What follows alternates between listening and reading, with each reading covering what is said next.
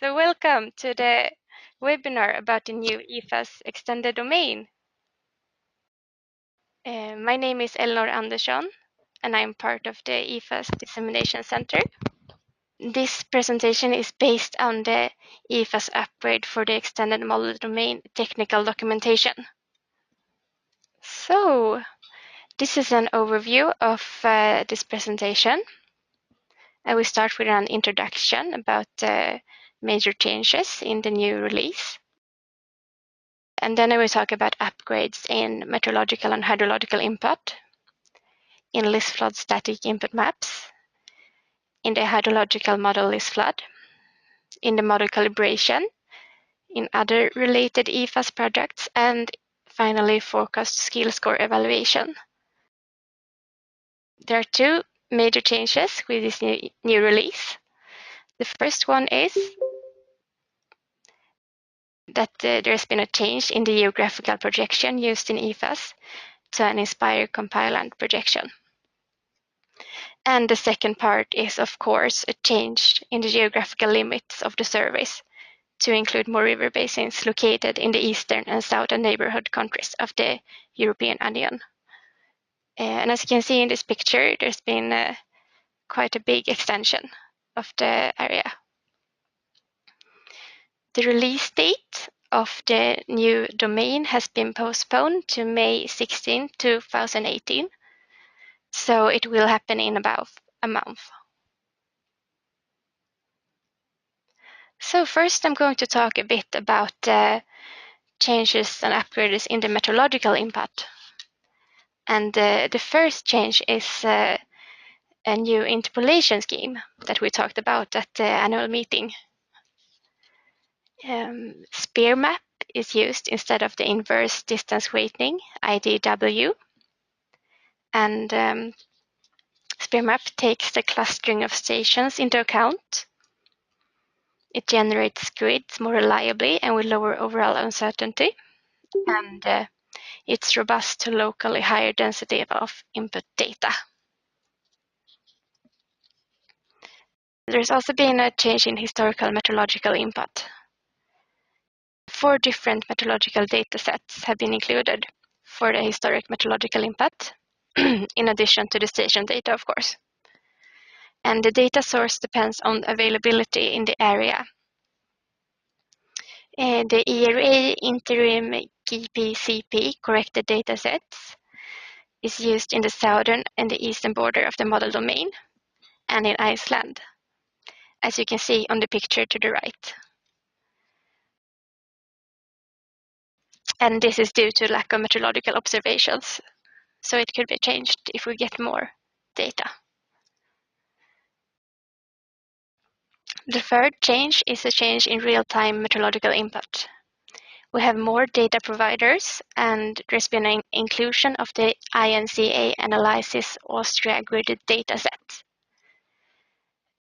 And if you look at the picture here on the right side of the presentation, you can see all the observations used to produce a daily precipitation map for 10th of February 2018.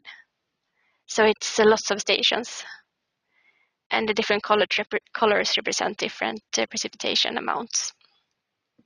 And as you can see in this table here on the left, there are lots of different stations for different variables.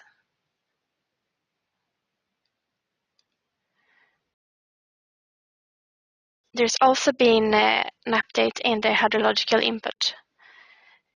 The left picture map shows the number of real-time hydrographs in the old domain, and the right picture shows the number of real-time hydrograph stations in the new extended domain. So the extended domain will have more than 600 stations in the real-time post-processing layer, as well as in the EFAS SOS service. So I got a bit curious about the station in Sweden, since we have lots of snow there. So I looked at one of the points and got a detailed description of the forecast for the station. And then I compared it to our model in Sweden. So I think it's a very good way to use it in your own services. There's also been an upgrade in the LISFLOOD static input maps. And this is due to the change in projection and the extension of the model domain. And the things that have been recalculated or upgraded are the land cover, input maps, but also the digital elevation model, channel network and related parameters, soil and related parameters, leaf area index, water demand, abstraction and consumption maps, and reservoirs. And this is a picture showing the reservoirs included in the hydrological modeling of the new extended domain. And this is just an example of one of the maps. You can read lots of more of details in the technical documentation. There's also been an upgrade in the hydrological model LISFLOOD. So water infiltration in the soil is now parametricized using 3 soil layers instead of 2. There's open water evaporation. There's water abstraction from livestock, agriculture, manufacturing industry, energy production, cooling water needs, and public sector water use. There's also an environmental flow option. Currently, the 10% percentile of discharge is taken and calculated over the entire year. And abstraction can be limited if E-flow is to be respected. Inputs and outputs are now in NetCDF format. PC raster maps are still possible, but will be phased out. And there's also been an upgrade in the model calibration with a new calibration algorithm called evolutionary algorithm, or EA. And this is a population-based optimization algorithm in which each individual, for example, a vector of model parameters in a large population, represents a candidate solution for the optimization problem. And the goodness of fit of each individual was evaluated based off the Klein-Gupta efficiency criteria, KGE, which is based on an equal weighting of 3 subcomponents: linear correlation, bias, and variability. And you can see some of these formulas here at the bottom of the presentation, but I won't go into detail about it in this summary, but you can read all about it in the technical documentation. So the way the hydrological observation and calibration and validation periods stations were chosen were by this criteria.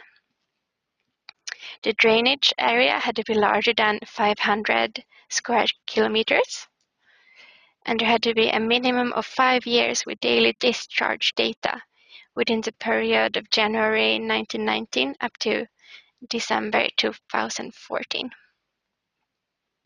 And a criteria was that station location that would improve spatial coverage of the calibrated station in Europe were chosen. And there was an exclusion of stations that are redundant for calibration purposes. So this shows the calibration results. As I told earlier, KGE is the evaluation score. And for the calibration set, majority of stations had a KGE of over 0.75. And for the validation, it was a bit lower, of course, but still pretty high. And about 700 stations were used for each set. Yes, and this upgrade can also be viewed in EFAS IS, and you can see the calibration period and the validation period for all stations if you want to.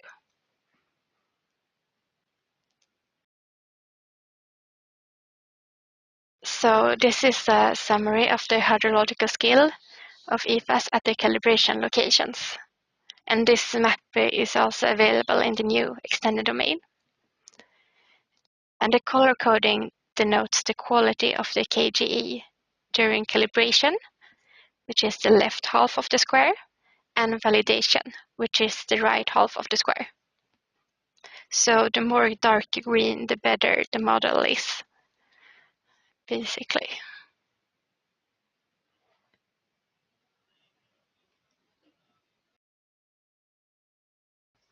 There's also been an upgrade in other EFAS related products.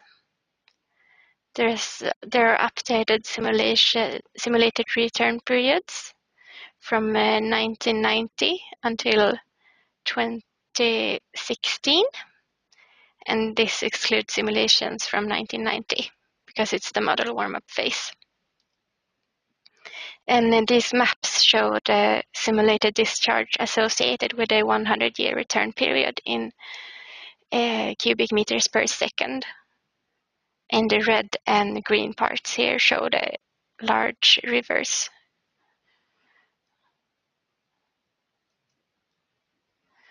And as I showed earlier, there's also been updated post-processing hydrographs. And the climatological information from the newly calibrated LISFLOOD long-term simulations has been used for these. And the number of post-processing hydrographs has been extended significantly to include more locations. There's also been an update in flash flood products. So, of course, climatological information from the newly calibrated LISFLOOD long-term simulations has been included. And there's also a new soil moisture calculation method. But as before, the extent of the flash flood model is limited, so the whole domain isn't covered.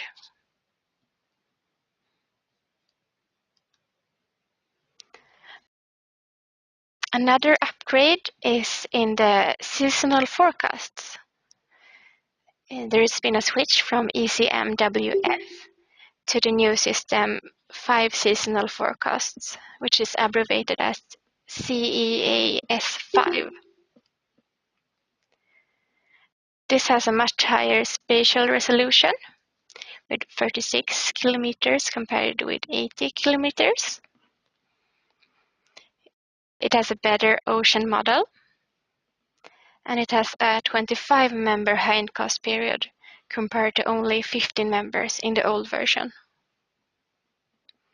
The release date is set to the 5th of each month, so the dissemination will also be earlier. And here you can see a map, an example map that I took a screenshot of maybe a week ago.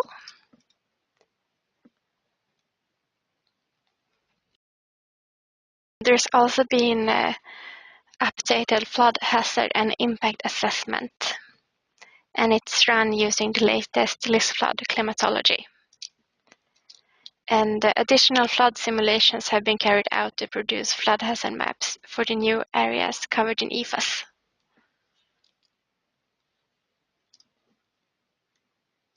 So this is an example of such a map, and it shows 1 in 100-year flood for the Dnieper River basin, which you can see marked by these purple lines. And this light blue color denotes the flood extent.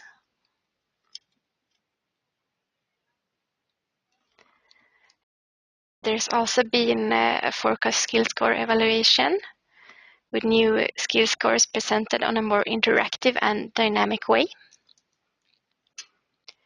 And there's been more detailed information on the forecast performance for certain locations, seasons, flow regimes, etc.